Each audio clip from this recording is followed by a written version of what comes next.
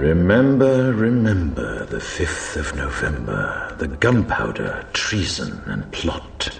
I know of no reason why the gunpowder treason should ever be forgot.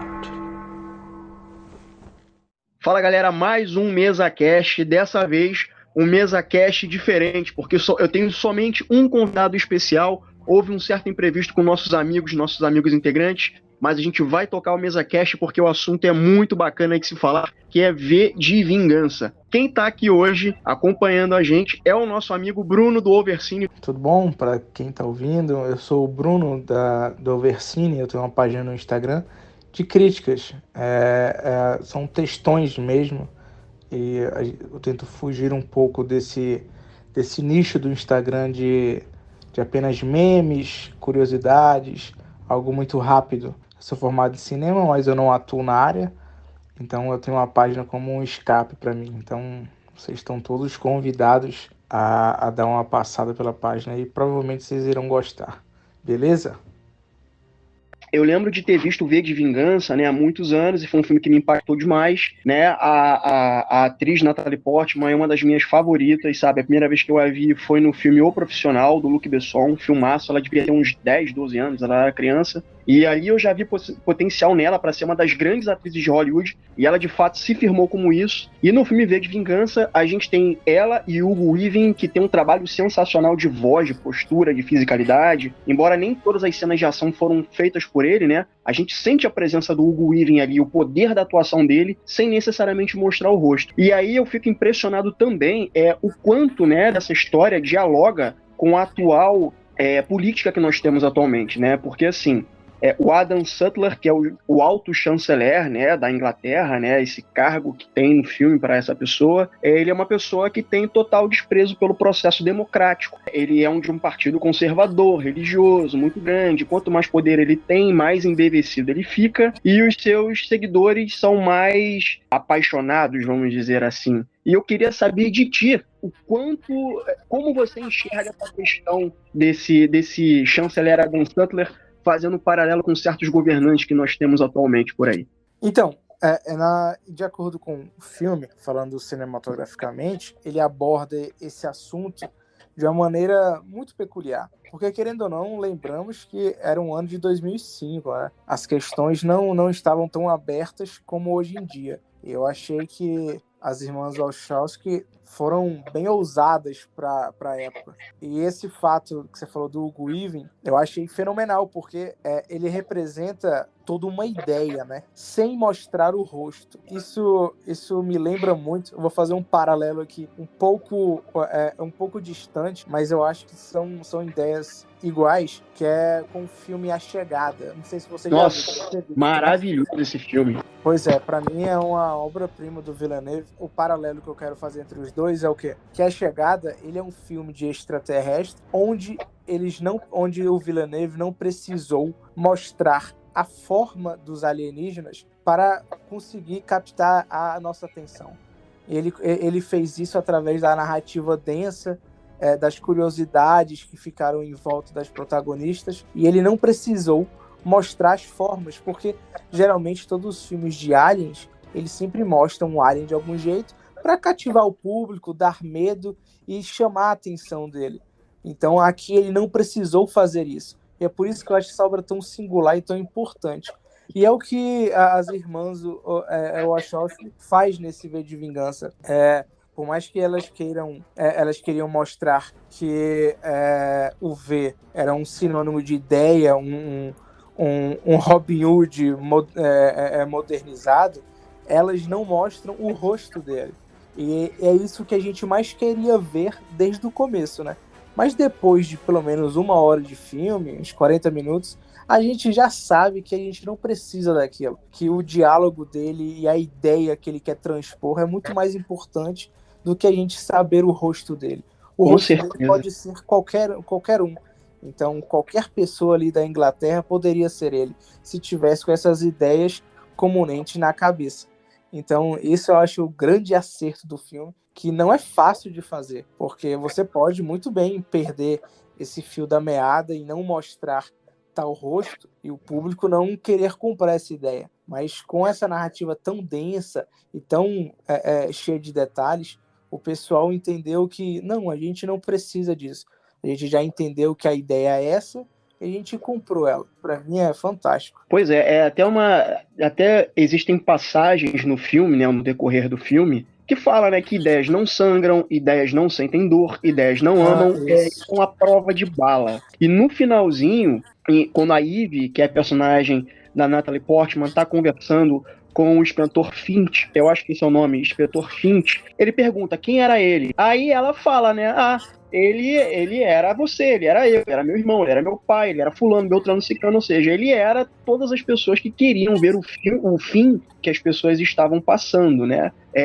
Outra coisa aqui que eu acho muito pertinente, né, é que numa altura do filme, né, começa a se explicar, né, que, assim, a Inglaterra, né, por mais que a trama seja fictícia, né, eu diria até ter uma pegada um pouco distópica, né? Porque o mundo passa por guerras e tudo mais. Tem uma cena que basicamente o V tá dizendo, né? Tem esse problema, e aí surge o Sutler, o Adam Sutler, e ele parece ser a resolução dos problemas, porque ele fala exatamente aquilo que as pessoas querem ouvir, né? E ele acaba sendo essa saída fácil, ou pelo menos o povo acha, né, que vai ser essa saída fácil para os problemas que estão surgindo, né? E aí ele ganha a confiança do povo, né? O povo vota nele, ele chega ao poder. E o que o Adam Sutler quer em troca? O silêncio das pessoas. É isso que ele quer. Ele já conseguiu o que ele queria, o poder. Agora ele quer em troca que as pessoas sejam submissas, que elas fiquem em silêncio. E aí, esse é o perigo de você eleger qualquer tipo de governante que tenha um discurso vazio, sem propósito, sem nada palpável. E a gente vê isso atualmente no nosso país. Concordo, a gente vê isso de uma maneira muito, como é que eu posso dizer, muito peculiar, né? Porque, querendo ou não, o nosso representante ele foi eleito pela maioria e com esse discurso de ódio que para muitos serviria de fundamento para ele se manter no poder. E, cara, é muito complicado porque é difícil, né, essa questão, porque a gente tem filmes que retratam isso das mais diversas maneiras. E V de Vingança é só mais um filme que, poxa, tem praticamente quase 2 décadas de diferença pra gente, e a gente vê o quão é atual, né? Quão a gente se vê nos figurantes desse filme. Então, é que nem você falou, ó, o final da Natalie Portman é bem isso. Quem era ele? Era meu pai, era todo mundo. Então, o V era a personificação dos medos e inseguranças de todo um povo, né? E, cara, é por isso que esse filme ele é tão importante e muita gente ainda não assistiu. E é um grande erro, né? Porque ele é importantíssimo para qualquer bagagem cinematográfica e também pessoal. Eu tava revendo um filme recentemente, né? E o V vira, né? Eles numa conversa, né? A Eve, ela acha que ela enlouqueceu, né? Porque assim, ela salva o V, né? Do policial, ele consegue fazer tudo que ele tem que fazer quando ele invade a estação de TV, que eu acho que é a BTN, no filme que se chama BTN, que é onde a Eve trabalha. E ele tá pra ir embora e um policial consegue render, né, momentaneamente ali o V. E aí a Eve chega e cega o policial com spray de pimenta. E aí ele desmaia, né, a Eve. E aí o V fica naquela, bom, eu posso ir embora ou eu posso ajudar a Eve. Porque se ela ficar aqui, ela vai ser enquadrada, vai ser torturada e provavelmente morta. Então ele pega, leva ela embora. E aí quando ela já tá, né, na casa do V, eles começam a ter uma conversa e ela acha que foi loucura. E aí ele vira e fala, foi loucura mesmo? Ou seja, ela fez o que ela achava que era correto. Embora ela ache que seja loucura, eu gosto de pensar que foi um momento de lucidez, né? Porque o governo usa de medo e de controle para fazer com que as pessoas não façam o que deveriam fazer, né? Nada que vá contra o sistema atual, né? O governo atual que eles estão vivendo. E aí ela fica pensando, será que eu enlouqueci? E o V acha que não. Outra coisa que também eu acho interessante nessa personagem é uma discussão que eles têm, uma conversa que eles têm, que o V vira e fala para ela sobre explodir o parlamento, né? Ele fala que o prédio, né, do parlamento é um símbolo, né? E o ato de destruir ele também é um símbolo, né? E sozinho o símbolo não tem valor, né? Mas com mais gente, com gente suficiente, né? Explodir um prédio pode mudar o mundo. E é quando a Eve fala que ela tem medo, que ela gostaria de ser como os pais dela, ativistas políticos, né? Por terem perdido o filho mais novo, um dos filhos, né? Que acho que era o caçula. E ela tem medo, né? E tudo mais. E ela vira e fala pro V, cara, o que eu puder fazer para te ajudar, eu gostaria de ajudar. E é quando o V sequestra ela e faz toda uma tortura física e psicológica com ela. Então, todas as cenas de tortura são complicadas, né? Eu acho, de acordo com vendo a questão do roteiro do filme, eu achei necessária, mas eu acho que ele fez para entrar muito mais nessa questão da confiança mesmo, sabe? Porque ele era aquela pessoa que lutava sozinha, né? Que lutava sozinha, era apenas ele e acabou. Porque ele sabia que a maioria das pessoas possuíam o mesmo pensamento dele, mas precisavam de uma fagulha para acender realmente esse ímpeto de fazer alguma coisa. Porque ele sabia que a maioria teria medo e não fariam nada. Como é hoje em dia, né? Como sempre foi. Então, ele fez essas cenas da tortura para conseguir tirar algo dela, para realmente saber se ela valeria essa confiança e essa depositada de esperança que ele transferiria para ela. Porque desde o começo, pelo menos eu observando o filme, eu já sabia que no final ele iria morrer. Porque era uma ideia. Ele é a personificação de uma ideia. Ele nunca era um homem. Ele era um conjunto, que nem eu falei antes, ele era um conjunto de inseguranças, ímpetos que não foram flagrados de toda uma Inglaterra. Então, ele queria, na verdade, eu acho que o real intuito do filme era o V passar o bastão para outra pessoa. Perfeito. Eu acho até que, inclusive, tem uma cena uma sequência de cenas que eu acho belíssima, que é quando ela tá encarcerada, né? E ela começa a se corresponder com a Valerie, né? Que seria a colega de cela dela, que na verdade foi a colega de cela do V. E aí o V, ele acaba reescrevendo a história dela, ó, né? Num pedaço de papel higiênico, se eu não me engano. E aí ele passa da cela em que ele tá, que seria supostamente da Valerie, e envia para ela. Eu acho que isso acabou até mesmo inspirando ela a perder o medo e a tomar uma decisão na vida dela, uma decisão perpétua, sobre não se manter mais calada, porque como ela mesma disse anteriormente, ela não é como os pais, ela tem medo. Então eu interpretei toda essa cena de tortura física e psicológica, por mais que eles não explorem tanto assim, não sejam tão impactantes de uma certa forma, as cenas de tortura física nela, né? Pelo menos eu não achei tanto, assim, já vi outros filmes mais.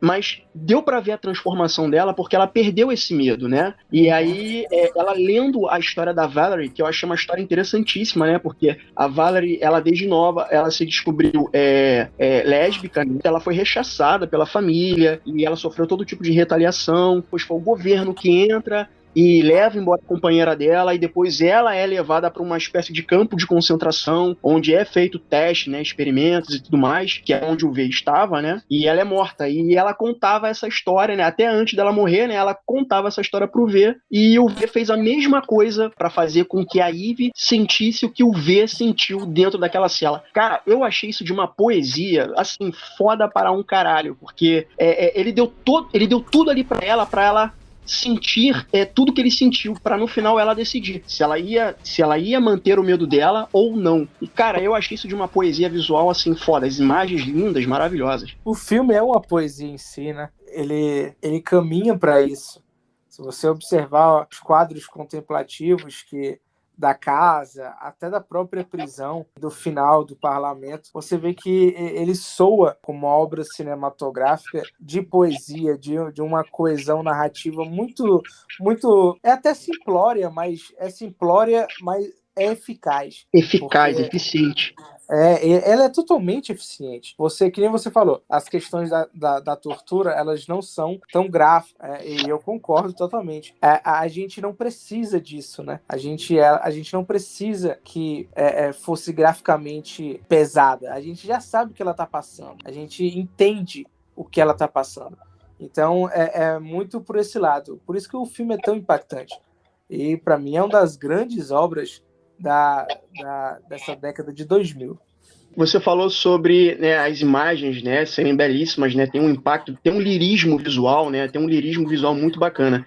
Quando os laboratórios, aquele campo de concentração explode, o V, ele não lembra mais de quem ele era, né, pelo menos isso é o que é dito no filme. Eu não li os quadrinhos, tá, gente? Desculpa, mas eu vou ler os quadrinhos. Mas no filme, por conta dos recorrentes testes que estavam acontecendo com ele, ele acaba desenvolvendo habilidades sobre-humanas, né, ele acaba sendo um pouco mais forte, mais rápido, provavelmente deve afetar um pouco mais a inteligência dele, fazendo com que ele seja mais esperto que a maioria das pessoas, até porque ele consegue fazer uma estratégia mirabolante para fazer tudo que faz. E aí tem a cena da explosão, né, do laboratório, que a doutora tá olhando para ele. Cara, ele tá no fogo, ele tá todo queimado e ele dá aquele grito, né, como se fosse uma catarse para ele, né? E eu entendi que aquele momento para ele no fogo é como se fosse o batismo dele, né? Tipo assim, daqui pra frente vai ser diferente. E aí, a montagem do filme faz um jogo de vai e vem, né? Com várias imagens. E são imagens dele, nesse momento, e a Natalie Portman na chuva. Cara, e a chuva começa a cair, os raios no céu, e ela levanta as mãos e a chuva caindo, e ela chorando, tendo aquela catarse emocional. E as imagens, a montagem fazendo um paralelo entre a chuva, que é ela, e o fogo, o batismo de fogo. Cara, eu achei isso sensacional. E nesse momento ela não tem mais medo. E é quando ela decide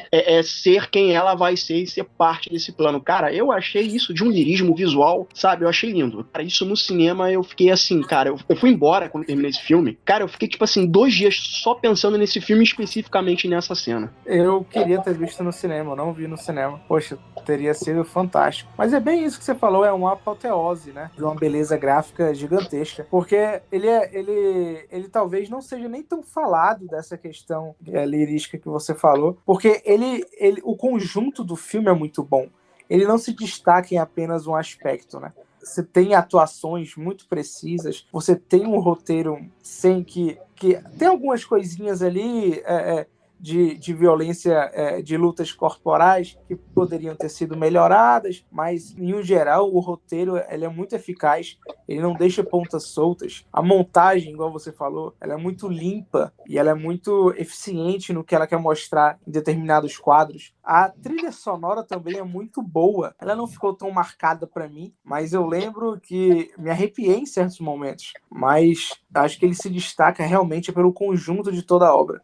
Ele é um filme que fala muito, mesmo sendo simplista. Ele não é exagerado, ele não é aquele filme contemplativo ao extremo, expositivo ao extremo. Ele é tudo feito na medida certa. Eu acho que esse é o grande valor de V de Vingança, porque ele pega todos esses aspectos que eu falei e transforma em um emaranhado de ideias que, quando o filme termina, a gente se pergunta o porquê que a gente ainda não fez isso. Então, isso é fantástico. Pois eu lembro que uns anos atrás, isso foi em 2013, se eu não me engano, houve manifestações aqui no Rio de Janeiro e eu fui fotografar as manifestações no Rio de Janeiro. Cara, o que eu vi de pessoas com a máscara do V, Bruno, foi assim, algo assim, fora do comum, sabe? Tipo, era muita gente com a máscara do V. Poderia não estar trajado totalmente como o V, mas tava lá, a máscara exemplo. Ou, sei lá, tá fantasiado de alguma outra coisa, mas a máscara tava lá. Então,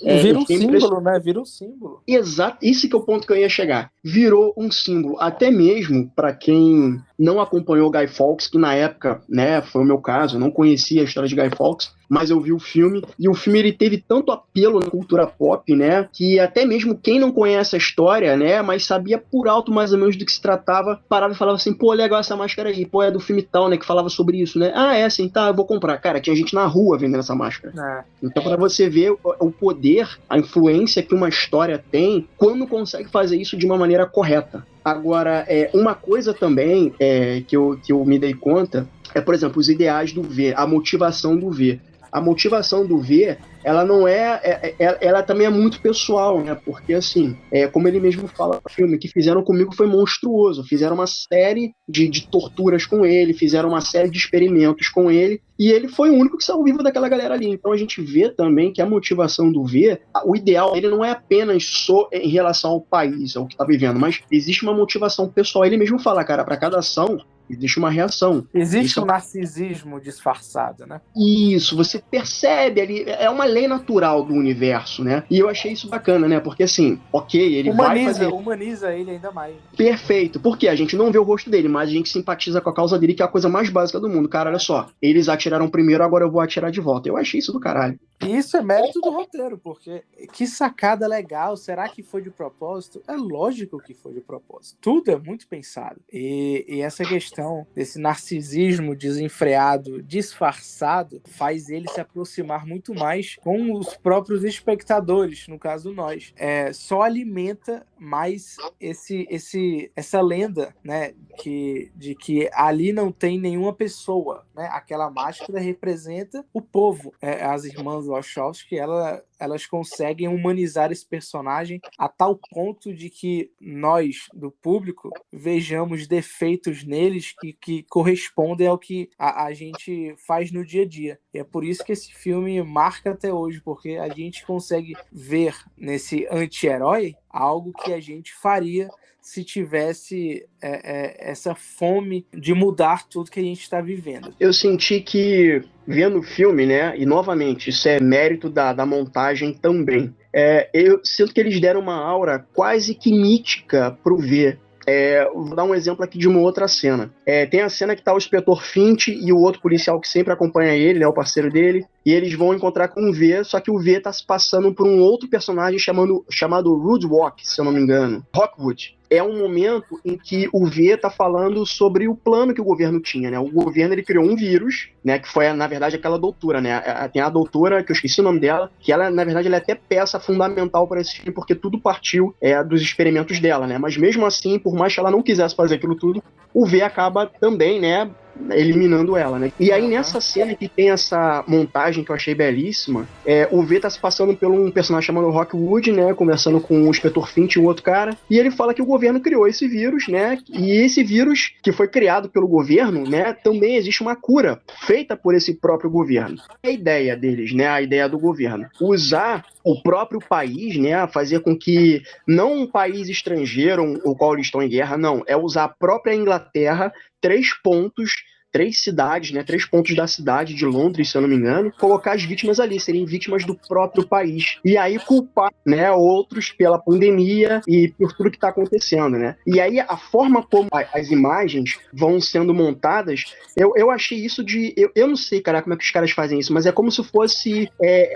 uma peças de dominó que estivessem caindo, que inclusive é também o lirismo visual que é colocado em parte dessas cenas que são montadas, né? Esse lirismo visual. E aí, quer dizer, o filme fala sobre uma epidemia que o próprio governo criou e eles mesmos têm a cura, e aí quando chega o chanceler, que é o Sutler, né, e todas as outras pessoas, né, agregadas com ele, todos eles têm a famosa a cura milagrosa, né? Então, você vê que o governo, né, nesse filme, ele fabrica um problema, mas também fabrica a solução, e fabrica também as notícias que serão dadas ao longo do tempo para manter mais nesse controle. Como eles fazem esse controle? Através do medo. Fico impressionado como atualmente estamos vivendo em pandemia e a gente tá na base do medo, né? No início, quando a pandemia chegou, em 2019, cara, foi uma coisa assim, fora do comum, né? Porque a gente começa a se desesperar. E aí a gente via que o nosso governo estava jogando contra, né, essa questão de resolução da pandemia. Enfim, eu acho que tem muitos paralelos e acho que é mais um motivo para as pessoas revisitarem o filme, hein? É que nem você falou dessa questão de peças de dominó, porque o filme, ele parece que são cenas jogadas aleatoriamente, que parecem que são totalmente paralelas, que não tem muito sentido. Mas com o decorrer do longa, a gente vai vendo que essas cenas, elas são fincadas a um único ponto, que no final tudo se engloba de acordo com aquela cena lá do início. Então parece que é um conglomerado de ações que parecem totalmente aleatórias, mas que no final se fundem a um único pilar. E é por isso que esse filme é tão genuíno, porque ele é todo pensado desde a primeira cena. Não tem nada jogado ao alto, não tem diálogos fracos, não tem diálogos dispensáveis. Tudo ali você consegue usar no decorrer, nem que seja no começo, no meio ou no fim. E essa questão que você falou do V ser algo mítico, é bem isso que as irmãs Wachowski, elas transpassam, né? Porque você pode ver até naquela última cena, uma das últimas cenas, que é o V dentro daquele, eu acho que era um esgoto, né? Os policiais. Você pode analisar aquelas cenas por duas formas. Você pode analisar ela como algo muito caricato e bobo, que é alguém tentando matar um ser, e ele desviando das balas, matando os outros de uma maneira muito simples e impossível. Beleza. E você pode analisar através desse mito, que eles fizeram essa cena apenas para mostrar que talvez uma ideia sobreviva às próprias balas.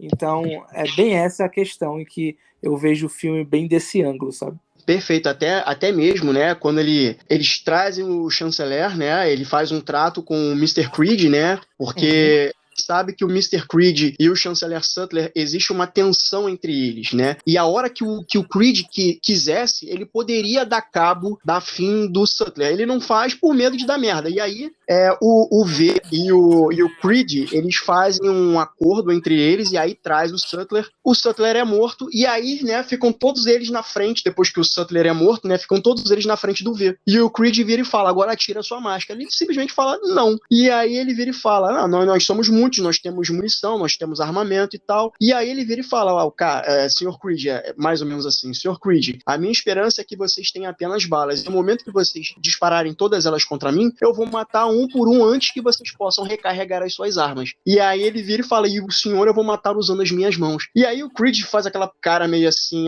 besteira. E aí, enfim, descarregam munição nele. Agora que terminou, quero ver o seu rosto. Tire a sua máscara. Não. Insolente até o final. Não vai chorar feito ele, vai? Você não tem medo da morte? Você é como eu. A única coisa que temos em comum é que ambos estamos prestes a morrer. Como imagina que vai acontecer? Com minhas mãos no seu pescoço. Confessa. O que vai fazer?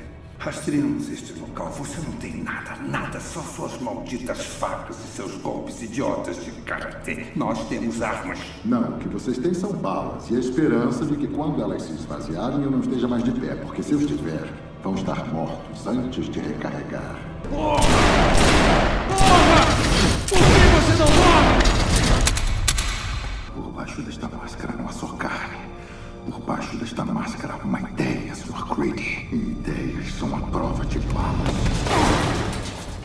E é uma coisa realmente muito cinematográfica, que vai matando um por um, cara. Ele vai matando um por um. Ele é quase o Neo, né? Ele é quase o escolhido nesse momento. Me lembra muito o mito do Michael Myers de Halloween. Sim, exatamente. Que por sinal, o último filme, o mais novo, eu não curti tanto. Eu acho que eles foram por um caminho assim que eu não curti tanto. Eu também. Mas pra mim o melhor é o primeiro, disparado ainda. Pois eu gosto muito do original e eu gosto dessa sequência direta de 2018. Esse mais novo filme, eu entendi o que eles quiseram fazer, né, dar essa aura mais mítica pro Michael Myers, né, que é uma coisa que eu também sempre associei ao V, né, o cara mascarado, que tem uma lâmina e ninguém consegue matar ele. Por mais que os ideais não sejam os mesmos, né, se é que o Michael Myers tem algum ideal, eu acho que não. Essa paralela é pela questão mítica, né? Você não consegue matar o cara, eu sempre imaginei isso. E aí eu não curti tanto esse novo Halloween. Não, eu também, até pela forma. Eu escrevi sobre, eu acho que eu dei 5, eu acho. Até pela questão do marketing do filme, de vender a Jamie Lee Curtis como o grande embate e ela não fazer nada além apenas de uma histeria no hospital e trazer outros personagens dos filmes anteriores apenas para morrer. A gente sabe que eles estão ali apenas para ser mortos pelo Michael Myers. E esse fato do filme apenas servir como uma ponte para o próximo filme também me deixa muito chateado. Assim, a Jamie Lee Curtis nesse filme, né, ela acabou virando uma coadjuvante de luxo, né? Ela tá ali, mas não faz muita coisa. Eu tenho a impressão de que não era para ser o Halloween Kills. Eu tenho a impressão de que era para ser a sequência do Halloween que foi em 2018 e mais um filme. Só que eu tenho a impressão de que o estúdio virou e falou o seguinte, olha só, vamos estender mais um pouquinho isso aqui. Então a ideia que era para ser o segundo filme, deixa como terceiro, e taca um miojo aí no meio do caminho pra encher linguiça e depois a gente tenta. É bem isso aí mesmo. É bem. Dinheiro, né, cara? Dinheiro, né? Pô, eu achei muito procedural, sabe? Parece que é uma série do Michael Myers e tá chegando no season finale, no último episódio, sabe? E a gente tem que encher linguiça nos 2 últimos pra vir um embate. Eu achei mais ou menos. Eu acho que é forçar a barra demais, sabe? É aquele apelo desesperado pela nostalgia, porque ele vende pela nostalgia, né? De pelo menos 15 filmes sobre. Então o pessoal fica sugando isso até a última gota, né? E nem todos os filmes são bons, pra ser bem sincero. Os que eu vi e lembro, talvez o segundo, mas eu nem lembro tanto do segundo. E, claro, né, esse remake barra continuação é muito bom também. de 2018 que eu achei bom. Eu ainda tenho uns porenzinhos com esse filme em alguns momentos específicos, mas assim, eu achei um filmaço e eu não gostei desse. E aí eu fico pensando no seguinte, né, cara, essa questão de remakes e reboots, né, parece que as boas ideias originais, ou pelo menos as boas ideias, se esvaíram, né, e o V de Vingança especificamente foi um daqueles filmes que no início dos anos 2000 foi quando começou essa onda de reboot e remake começar a vir se tornar mais, como é que eu posso dizer, se tornar mais recorrente. E aí quando eu vi o V de Vingança eu falei, caralho, que filmaço. Aí eu lembro de, na época, eu virar pra mim mesmo e falar, porra, eu espero que não faça um reboot desse filme tão cedo. Por mim também não faria. Eu acho o filme primoroso, então eu acho que tudo que é muito bom deve ser deixado parado, cara. Tipo assim, não mexe. Olha, eu não sei porque, como eu te falei, eu não li as histórias em quadrinhos, né? Eu também não, eu confesso que eu A história em quadrinho, acho que ela tem mais de 300 páginas. Eu não sei quantas questões essa história aborda. Dependendo do que seja, como atualmente a gente tem a HBO Max, né? E ela tem séries muito boas, umas nem nem tanto, mas tem outras séries muito boas. Dependendo de como a história em quadrinhos seja escrita, talvez uma série baseada no V, em uma pegada antológica, né? Tipo assim, essa missão aqui. Meu medo sempre é que eles façam algo sempre apenas para angariar lucros, né? Porque é complicado isso. A gente já tá falando nisso. Sabe um grande exemplar que me deixou muito satisfeito esse ano? Não sei se você chegou a ver, mas o novo filme do Candyman. Você chegou a ver? Sim, cara, tem uma crítica social muito bacana. Eu ainda tenho também, assim, eu sou um cara meio chato. Por mais que eu goste muito de um filme, eu consigo identificar alguns poréns, assim, que eu fico meio bolado. Mas, cara, é um filme que eu achei muito pertinente. Ele retoma questões do filme original de 95, né? Que o Tony Todd. O Tony Todd, ele era essa figura do Candyman. Aliás, eu tenho medo do Tony Todd, porque é um negão grande pra caralho que, porra, sabe, dá medo. E tem essa questão da gentrificação, cara, sabe? E tipo, você querer fazer um bairro popular, virar um bairro nobre. E, nossa, tem toda uma questão social que eu achei do caralho. Poxa, eu adorei. Pra mim, até agora, pra mim, foi o melhor filme do ano. Porque eles tinham tudo para fazer essa continuação apenas para angariar lucros. Porque, querendo ou não, o Candyman, ele já era conhecido desde os anos 90, por aí. Então, sim, acho que o primeiro é de 93, sei lá, 92. Né? Então ele já era uma lenda pré-estabelecida, o pessoal conhecia. Então fazer um filme sobre nessa época em que a gente está, onde reboots e remakes sempre dão lucros, mesmo sendo muito ruins, nunca dão prejuízos. Então fazer mais uma continuação de Candyman, que era uma lenda já estabelecida, já conhecida, porque, querendo ou não, era uma trilogia, então o pessoal já conhecia esse misticismo e essa narrativa do filme. E eles pegaram isso e transformaram em algo genuíno, em algo que eles usaram algumas referências do primeiro e colocaram coisas modernas do nosso século de uma forma que não fica expositiva, não fica vitimista, fica sempre com um ar de empoderamento e de luta por essas classes. E, cara, eu achei fantástico. Por exemplo, esse filme eu achei mais pertinente se você fizer um paralelo com o novo Halloween. O que esse Halloween novo e o Candyman novo fizeram? Pegar referências do original. Beleza. Só que na hora de desenvolver isso, na hora de executar isso, esse novo Halloween, pra mim, não rolou esse de 2020, 2021, não rolou, mas o Candyman já rolou muito melhor. Eles conseguiram trabalhar essas questões de gentrificação, de Total. pirâmide social, Total. de preconceito e de castas sociais. Eu achei que eles conseguiram trabalhar isso de uma maneira muito melhor. E é um filme que o Candyman foi um filme que marcou muito a década de 90. Eu lembro que quando eu era pequeno, na Bandeirantes, tinha eu acho que era as sextas ou sábados, agora eu não lembro, era uma sessão que era só de terror, sabe?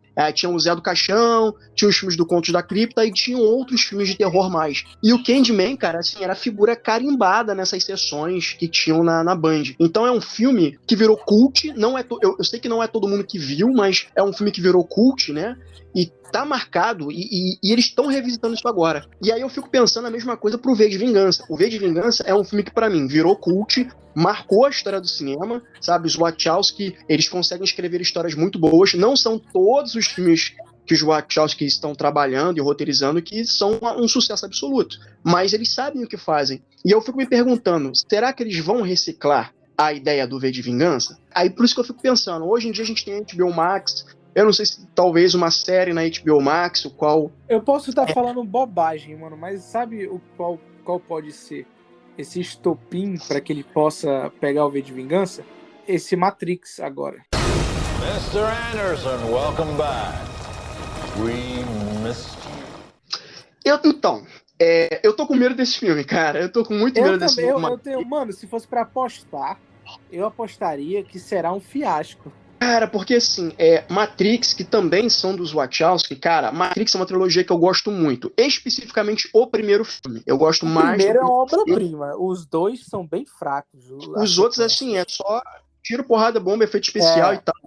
Pra quem gosta desse universo de Matrix, que foi desenvolvido pelas Wachowski, né, a gente tem o Animatrix, que é uma animação maravilhosa, que explora diversas facetas da Matrix e tal. Eu acho muito interessante. E eu sempre me perguntei como é que seria ver essas diferentes facetas da Matrix, né, que é visto no Animatrix, em um novo filme. Eu acho que dá pra sair infindáveis histórias dentro desse universo de Matrix. Só que quando você faz isso pra um roteiro de cinema, tem que ser uma coisa muito bem pensada. E aí a gente tem um novo filme. E aí somente a Lana que vai estar, né? A outra irmã não tá. Aí eu já fiquei assim, o Morfeu não vai estar. Aí, sabe, são coisas que deixou muita ponta em aberta a trilogia, mas eu fiquei assim, cara, pra mim pode encerrar aí. Pra que trazer outro? Eu tô com medo.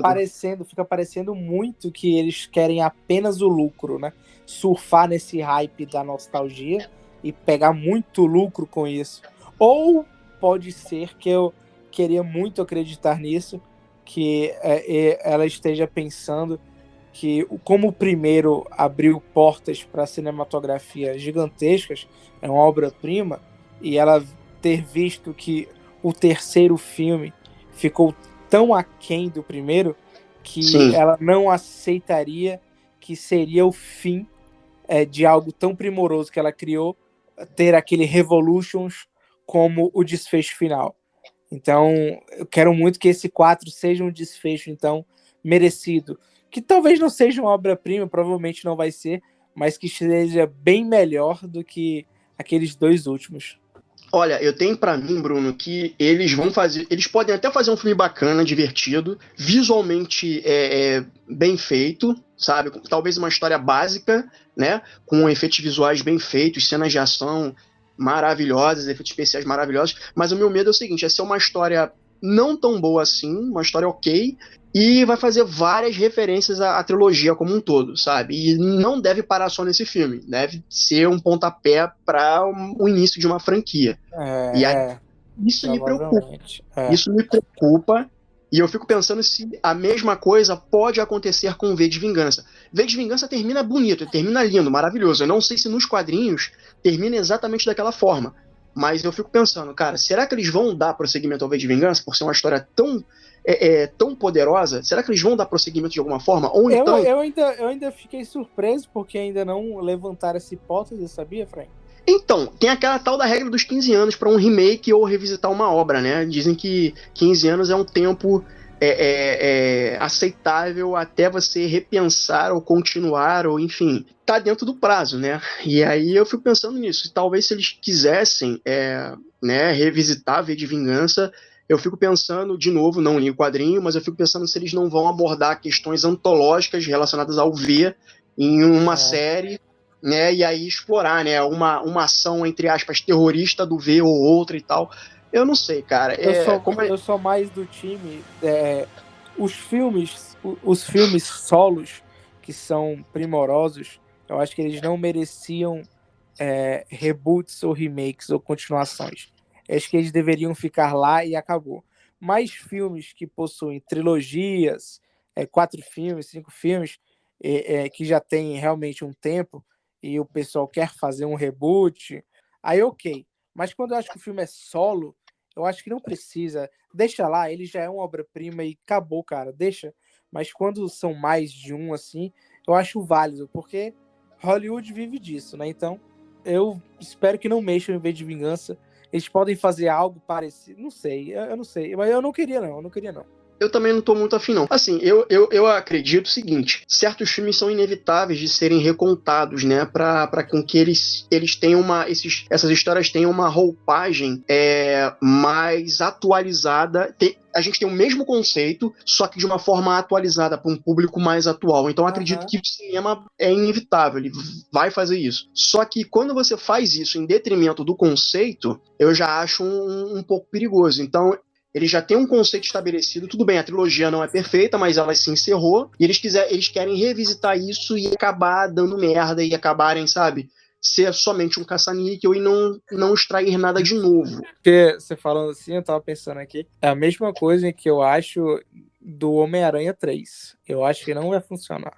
Cara, esse é outro filme também que... Cara, é esse filme e o filme do Flash também, cara. Porque eu tenho a impressão de que os protagonistas, eles vão ser coadjuvantes do próprio filme.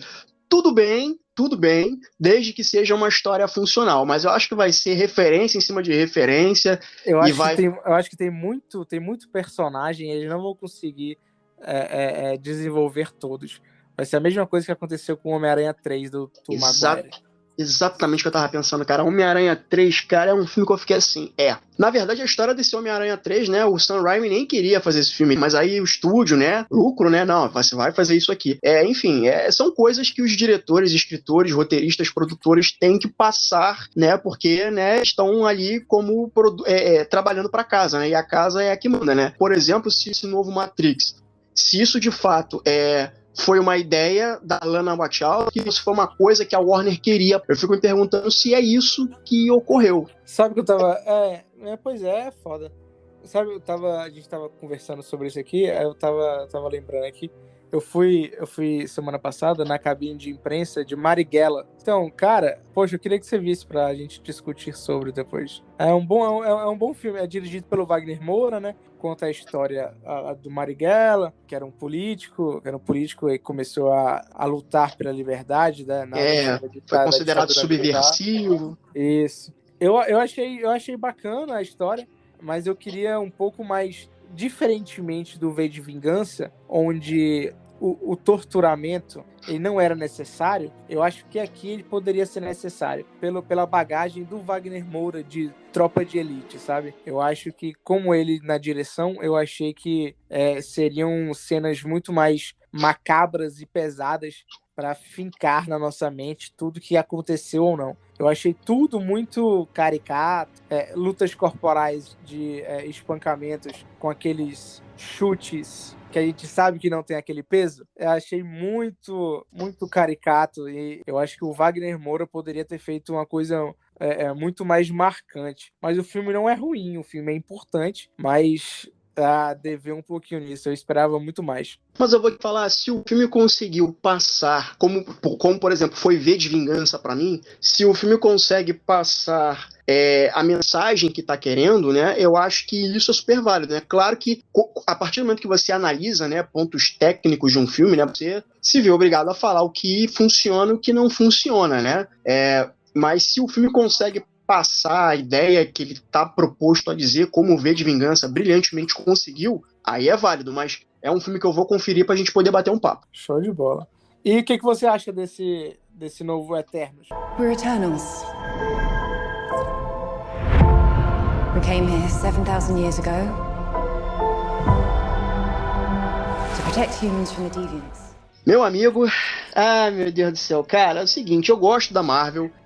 Eu acho a Marvel divertida, é uma parada pra você desligar a cabeça, mas eu acho interessante quando as histórias da Marvel têm uma fórmula. Então, quando alguém começa a sair da fórmula, você tá passível de sofrer crítica positiva e negativa. Eu ainda não vi o filme, eu estou muito curioso em ver, justamente por se tratar de Eternos, e isso é uma obra do Jack Kirby, né? O Jack Kirby quem concebeu a história e tudo mais. A Chloe Zhao foi quem dirigiu, então eu tô muito interessado para ver isso. As pessoas estão dizendo, o filme é ruim e tal, não sei o quê. Cara, eu prefiro deixar as minhas impressões no momento que eu de fato ver o filme. É um filme que eu preciso parar com atenção e ver e prestar atenção em cada detalhe. E eu acho que o que pode ter acontecido é isso. O filme deve sair muito da linha da Marvel, do que está acostumado, e ter uma pegada mais densa, não sei. Mas uma pegada de contar a história diferente, né? Uma coisa que a Chloe Zhao faz e que foge do que é padrão na Marvel, e talvez por isso as pessoas não tenham gostado. Pois é, eu também penso bem dessa forma que você orientou aí, porque, cara, a Chloe Zhao, vencedora do Oscar, os trabalhos dela são fenomenais. E que o pessoal às vezes não sabe o que quer, né? O pessoal sempre reclamava da fórmula da Marvel de comédia, que deveria ser mais sério. Aí quando vem algo mais sério, o pessoal reclama que faltou comédia. Então fica muito complicado. Também tô bem ansioso para ver esse filme, porque eu duvido muito que seja essa bomba. Eu acho que não deve ser uma obra-prima, mas deve estar bem nessa linha tênue entre o ótimo e o excelente. Porque eu não acredito que a Marvel faria algo tão deplorável, ainda mais com essa nova fase dela sendo encaminhada com tanto fervor. Então eu duvido que ela tiraria no pé de uma forma tão gigantesca assim. E trazendo uma diretora de peso, né? Que é a Chloe Zhao. Porra, total, né? Poxa, eu li, é pior do que Incrível Hulk e Thor. Isso não entra na minha cabeça gente. com reza brava. Porque o pessoal pode indagar também que talvez essa representatividade do casal gay, do beijo gay, seja totalmente expositivo e sem textura e tal. Mas isso é comum na Marvel. Então, poxa, nesse mundo em que a gente vive de representatividade, o que a Marvel fez? A Marvel colocou um filme chinês com a porrada de referências orientais para angariar público diferente. A Marvel quer isso. A Disney já é enorme demais, então o que ela mais quer agora é galgar esse público quaisquer que sejam. Então, para garantir o bilhãozinho dela, né? Pra garantir... O pessoal esquece que a Disney é uma empresa, né? Que tudo gira em torno de dinheiro. Então, já que tudo gira em torno de dinheiro, então pelo menos que me entreguem algo palpável aos meus olhos. Então, que eu sinta algo legal vendo os filmes. E eu acho que Eternos deve ser bem legal. Eu tô até imaginando aqui, né, a reação dos haters, né? Eu adoro esse termo, haters. Porque, porque é lacração, é representatividade. Meu amigo, nós vivemos num mundo plural, nós vivemos num mundo em que a gente tem pessoas com diversos tipos de pensamentos, diferentes orientações, diferentes culturas, diferentes credos, que, aliás, é o que é abordado no V de Vingança, e as pessoas são rechaçadas por terem uma orientação sexual diferente, ou por ter um credo diferente, ou por ter uma religião diferente, e eles acabam sendo rechaçados nesse governo de V de Vingança. O mundo, ele tem várias cores, o mundo tem várias pessoas, o mundo tem várias culturas, tem várias formas de pensamento. Nós vermos isso no cinema, na sétima arte, mais pessoas aqui fora vão se sentir representadas. Então eu acho muito mimimi dessa galera hater que fala, tá querendo lacrar para ganhar dinheiro. Que eles vão querer ganhar dinheiro, isso é óbvio, eles são uma empresa. Mas são histórias a serem contadas, são histórias para quem tá aqui embaixo se sentir representado. Como, por exemplo, o Superman negro, né? Que é uma parada que eu quero muito ver. A gente, cara, pra começar, Superman é um alienígena, né? Já começa por aí. E agora tem esse bafafá de que o filho do Superman se descobre bissexual e tá um dedo no cu e gritaria. Cara, eu acho que é fazer muito barulho por coisa babaca. Então eu quero mais... O pessoal esqueceu que o Superman não existe, né? Pra começar, cara, o alienígena. Até onde se sabe não tem essa porra. Já começa por aí. Querendo ou não, a gente não pode, não deve ter mais esse pensamento de segregação por causa de sexualidade, de credo e de religião. Não cabe mais, não dá, cara. Não é possível que com o nível de informação que cada um tem, com tudo jogado na nossa cara, a gente ainda tenha que segregar essa questão de orientação sexual. Cara, é chocante. Poxa, se você não concorda, então beleza, então não dê opinião escrota também, porque é aquela velha questão, a opinião pode ser dada para todo mundo, mas nem toda opinião vale algo para todo mundo. Então tem opiniões que você não precisa dar, porque não vai fazer diferença nenhuma na sua vida e nem da outra pessoa, a não ser de menosprezar ela. E, poxa, não precisa, cara. Então o pessoal perde esse senso, o pessoal leva muito ao pé da letra que opinião é livre e tal, não sei o quê. Mas, cara, opinião é livre, ok, mas ela acaba quando você fere a índole de alguém. Então é complicado isso, né, mano? Mais um motivo pra ver V de Vingança, né? Porque V de Vingança Mais um motivo. acaba tocando nessas questões, né? Então, eu deixo aqui pra quem tá ouvindo e não viu esse filme, por favor, vejam V de Vingança, porque é um filmaço e não faz sentido nenhum as pessoas baterem palma pra V de Vingança e achar um filme foda, maravilhoso, assim como Matrix, por exemplo, ou assim como Eternos, que tem diversidade, achar o filme lindo, maravilhoso, mas na prática ter um pensamento contrário àquilo que é visto no filme, que a mesma pessoa vai e bate palma. É sinal de que a pessoa não entende a realidade que ela vive e também não tá entendendo de verdade o que o filme tá querendo dizer. Total. O que mais tem são leigos que pensam que entendem de muitas coisas. E não apenas na cinematografia, né? Mas em relação a boa parte do que a gente vive. É que nem eu tenho um pensamento bem... eu penso bem assim, Efraim. Eu acho que toda questão política ou pessoal e tal, que a gente conseguiu nessa questão de representatividade e tal, sempre foi através de militâncias. Nunca foi através de apenas conversas. Porque se o pessoal não arregaçar a manga, muitas das coisas o pessoal não conseguiria. Eu penso desse jeito. Mas eu acho que quando chega ao extremismo, isso mascara a real importância desse movimento, sabe? E o pessoal, ele às vezes esquece disso. Eles alopram de tal jeito que eles mesmos vão contra o próprio movimento deles. Então, eu acho que toda militância é válida, o pessoal tem que lutar mesmo, mas o extremismo eu acho que é a pior ignorância que cada um tem, porque a gente acaba desviando o real foco e o pessoal extremista começa a passar para outras pessoas que o valor deles está errado, onde na verdade não é, mas pelo jeito que ele se expressa, que ele fazem as coisas, ficam parecendo isso. E eu acho que esse é o grande problema, essa linha tênue entre o extremismo e essa militância. Perfeito, é uma frase que eu ouvi há um tempo e é muito verdade. A política se faz na rua, indo pra rua. E, de novo, mais um motivo pra galera ver V de Vingança, porque é exatamente isso o que acontece. Bruno, considerações finais, quais são que você deixa aí pra gente, pra quem tá ouvindo? Assistam V de Vingança, porque eu espero que não tenha uma continuação, nem reboot, nem nada. Eu espero que continue como uma obra singular, que seja vista e revista pela maior quantidade de pessoas possíveis, porque é um filme muito importante pra gente moldar caráter. Bom, o MesaCast termina aqui e a minha última coisa que eu digo é o seguinte: as pessoas não deviam temer o seu governo, o governo é que devia temer as pessoas que fazem parte desse país aqui. Fato. E é isso, galera. Muito obrigado, Bruno, por você ter vindo. Cara, foi um ótimo papo. Vai rolar mais vezes a gente conversar futuramente, com toda certeza.